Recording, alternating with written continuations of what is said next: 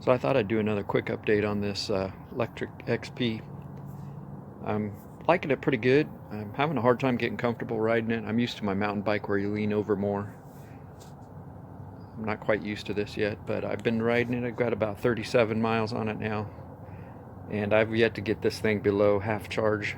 So I just went on a 9-mile ride right now, and it didn't even dent the meter yet, and half was full throttle and the other half was pedal assist. So that was about a 47-minute ride. But I do like my blackout job I did on there. You can still see a few stripes there, but I really like that. Like I said, I had to change that seat out, put a gel seat on there. But I wanted to do a quick update on that. Show it out here in the light a little better.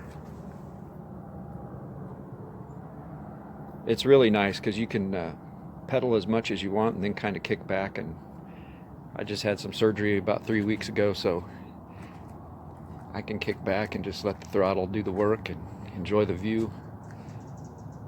So that's about it for now. Can't wait to use it a little bit more as it cools off here in Arizona. Thanks for watching. Here's a little video of me riding my bike.